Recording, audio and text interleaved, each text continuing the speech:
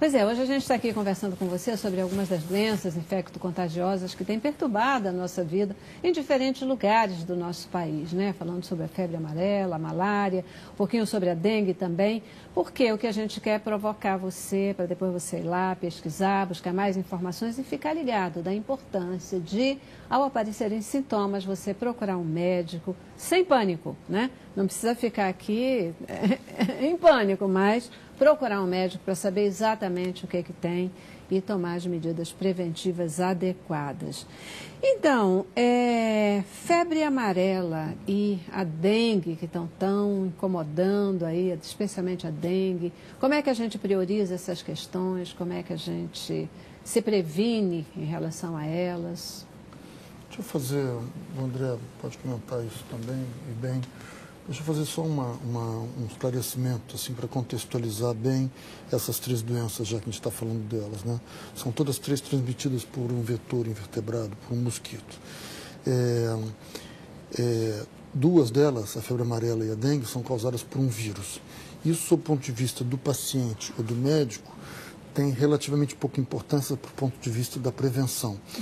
Do ponto de vista de tratamento, essa que é causada por um parasito, eu tenho que agir liquidando esse parasito. As outras duas, a rigor, se o organismo responder, ele vai se livrar do vírus de forma quase que independente do tratamento. O tratamento é um tratamento suportivo, é um tratamento que vai acompanhar o indivíduo se ele tiver alguma complicação, sobretudo, e o paciente pode eventualmente até necessitar ser hospitalizado, como no caso da febre amarela. Mas, em princípio, são uma situação com um parasito que eu preciso tratar, porque ele não vai ficar bom de outra maneira, e se for um parasito que mate, ele pode morrer, e nos outros dois casos eu tenho um vírus. Um aspecto fundamental é que duas delas, a dengue e a malária, eu não tenho uma vacina. E a terceira é a febre amarela, que eu tenho a vacina. Então, a estratégia de prevenção que a gente tem que ter em mente é que para a febre amarela a gente tem que ser vacinado. Então, mesmo que você não esteja planejando viajar, a febre amarela é uma vacinação que você deve ter no seu repertório de vacinas realizadas, porque ela protege por 10 anos. E você pode se beneficiar dela se fizer uma viagem à Amazônia, você não precisa ir para outros lugares. Se você sair do país, ela vai ser demandada a você, porque no nosso território tem febre amarela. Os números são bastante menores do que de malária ou de dengue. E malária e dengue, eu não tenho uma vacina. Então, a medida preventiva mais eficaz é evitar o contato com o mosquito. E eu diria que nos dois casos, malária e dengue, isso a gente faz de forma diferente. No caso da malária, eu evito contato com o mosquito indo no lugar onde o mosquito está. Então, eu não vou no lugar onde ele está, ou se eu precisar ir, eu vou me cobrir, botar roupas fechadas, eu vou usar repelente no meu corpo, vou reaplicar a cada 2 horas, dependendo da recomendação do fabricante.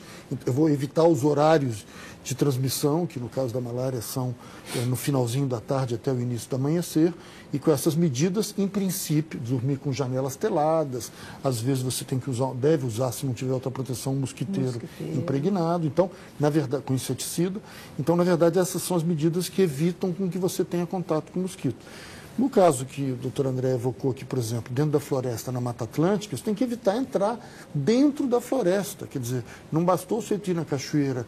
Em locais onde houve transmissão, foram locais, às vezes, 11 quilômetros, 10 quilômetros dentro da floresta, que aquele indivíduo que gosta de ouvir música e queimar incenso foi lá se isolar da população. Ele vai na casa do mosquito. Ele vai na casa do mosquito, fica mais difícil. Então, nesse caso, eu vou tentar não ir lá e evitar o contato com o mosquito. No caso da dengue, é um pouco diferente. Eu tenho, na verdade, um mosquito que invadiu a casa do homem. Então, eu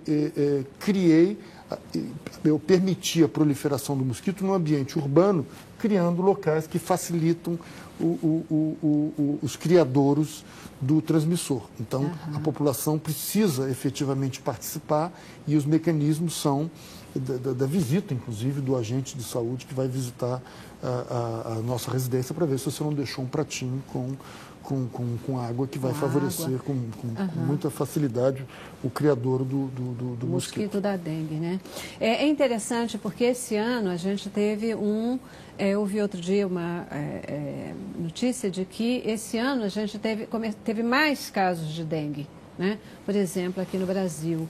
E talvez por quê? Porque como ano passado as campanhas foram muito fortes, as pessoas estavam muito atentas, esse ano depois, né, acho que todo mundo muito atento, esse ano se relaxou um pouco, porque achava que estava todo mundo muito bem informado. E aí, além das condições, como a gente tem o caso em São Paulo, né, das questões da falta d'água, as pessoas fazendo reserva de água e tal, mas houve um certo relaxamento. E aí, nesse relaxamento, o mosquito está aí se proliferando de uma maneira mais efetiva. Você valida essa informação? Concordo plenamente. Isso não só para o caso da dengue, mas também a gente vê eventualmente com malária e com uma série de outras doenças infecciosas.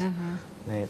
Elas necessitam uma vigilância constante, as ações constantes, principalmente quando o número de casos está baixo, que a gente para de se preocupar e tem uma falsa impressão de que aquilo não é mais um problema, que é justamente aí, quando ele pega a gente desprevenido, que dão esses surtos explosivos com um número enorme de casos, causando muita doença e, em várias oportunidades, morte também, que é uma coisa que a gente não deveria aceitar. Não é concebível algo que tem prevenção causar tanta doença, tanto risco de morte como é o caso.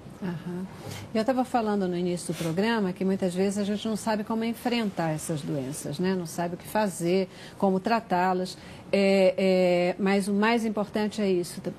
O que a gente precisa saber é que quando a coisa sai de um padrão de normalidade, tem que procurar um médico, tem que procurar uma assistência médica para ter a opinião abalizada, né? Com relação à dengue, por exemplo, embora a afirmação inicial, eu não acredito que falte informação para mais ninguém. Eu acho que as pessoas sabem o que fazer, elas sabem o que elas têm que cuidar, essa história, né, da água, de limpar os vasos, limpar os potinhos, mas a gente acaba tendo uma displicência que ela chega a ser constrangedora, né? Porque causa aí as verdadeiras epidemias mesmo na população, quase injustificável, né? A gente acha muitas vezes que não vai atingir a gente, só o vizinho, né? Só que o mosquito não respeita o muro nem cerca, né? Então ele pode continuar transmitindo. E no caso do dengue é mais complicado porque existem 4 tipos de vírus diferentes. Se eu já adoeci por um deles, eu não adoeço por aquele mais, mas eu ainda tenho risco de adoecer pelos outros 3, né? E isso pode levar a maior complicação. E é isso que a gente acaba vendo, esses ciclos de anos sem epidemia, outro com, então a gente parece que não aprende, né? É isso aí. Falando em não aprende, quer dizer, o pessoal está perguntando, pedindo para perguntar para vocês o seguinte: agora a gente está ouvindo falar também aí de um novo mosquito, né? De uma nova doença. Agora eu já nem sei se é o nome do mosquito, a doença, a chikungunya. É o mosquito ou é a doença? É o mosquito também. É a doença, né? Então a chikungunya, que ela vem também sendo transmitida por um mosquito. Como é que é essa história? Esses mosquitos, eles vão se contaminando de alguma forma para poder provocar essas doenças? Como é que é esse processo? A gente deve ficar preocupado com novos mosquitos que vão surgir por aí, trazendo novas doenças? Como é que é isso? Olha, mais que novos mosquitos, com novas doenças, porque no caso da chikungunya, é o mesmo mosquito que transmite a dengue, transmite também a chikungunya. Então, as mesmas medidas, se a gente fosse efetivo para eliminar o mosquito da dengue, o Aedes aegypti, todo mundo já conhece o nome dele hoje, se a gente tivesse controlado ele melhor, a gente não teria o risco de entrada do chikungunya e de vários outros vírus da mesma família, que também causam febre, dor no corpo, dor articular, dor nas juntas, né? E tem um risco importante à saúde, porque são transmitidos pelo mesmo vetor, pelo mesmo mosquito. Né? Então, e aí como é que isso acontece? Porque você tem o mesmo mosquito. O que faz ele transmitir a dengue ou a chikungunya? Não, no caso, depende da infecção. Ele precisa se infectar um organismo que já esteja infectado. Então, na verdade, nesse caso, no início do programa, o André chamou a atenção sobre a especificidade do mosquito. Quer dizer, tem tipos, espécies de mosquitos e mesmo gêneros de mosquitos que transmitem determinado tipo de doença. E outros determinam a transmissão de outras doenças. Então, dengue e chikungunya pode ser o mesmo mosquito, a mesma espécie.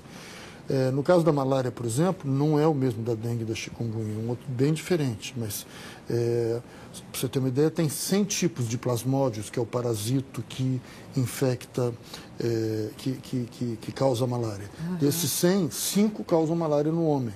Os outros são parasitos que infectam desde aves a répteis a outros animais. Então, existe uma adequação, uma especificidade da doença e, às vezes, do vetor. Mas é preciso dizer que a questão não se resume à questão da transmissão por um vetor adequado.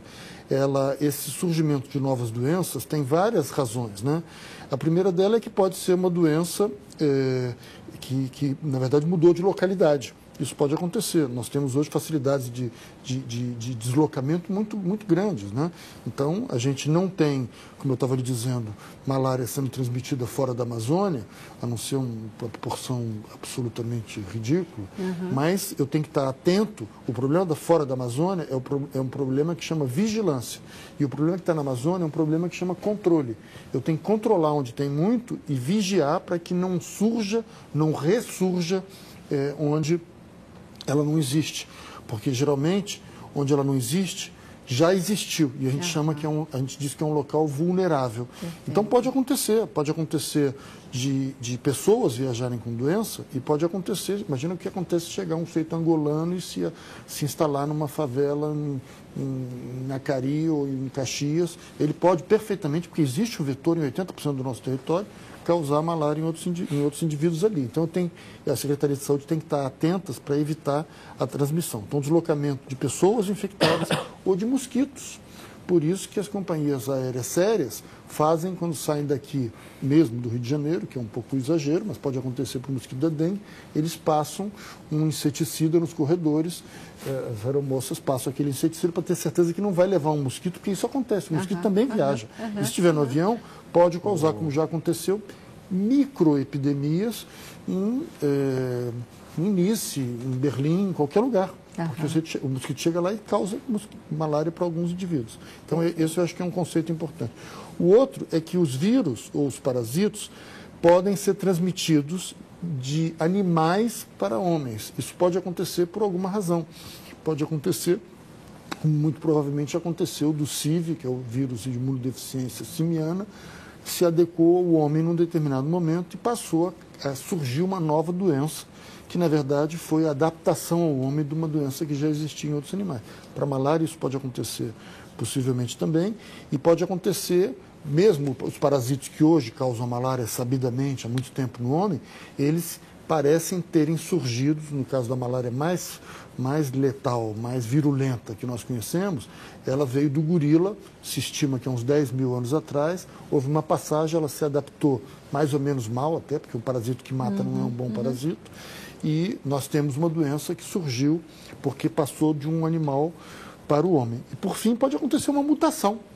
Pode acontecer uma mutação de um vírus e ele passar a causar doença numa situação que ele antes não causava. Então, isso nos leva a uma conclusão assim, da importância da participação de cada um de nós, né? Nesse contexto de contenção, de prevenção, de cuidados, porque quando a gente começa a ter os cuidados higiênicos na nossa casa, no nosso bairro, na nossa cidade, nós também estamos prevenindo não só essas doenças que já existem, como a possibilidade aí da criação ou do surgimento de novas doenças, como talvez esse caso aí da chikungunya, né? Não sei de onde ela veio, mas isso é fundamental, né? A participação da população tem que vigiar o tempo todo, tem que cuidar efetivamente, né? Eu vou para o intervalo e a gente volta já para as nossas considerações finais, tá bom? Vamos lá. Cabeça pra cima.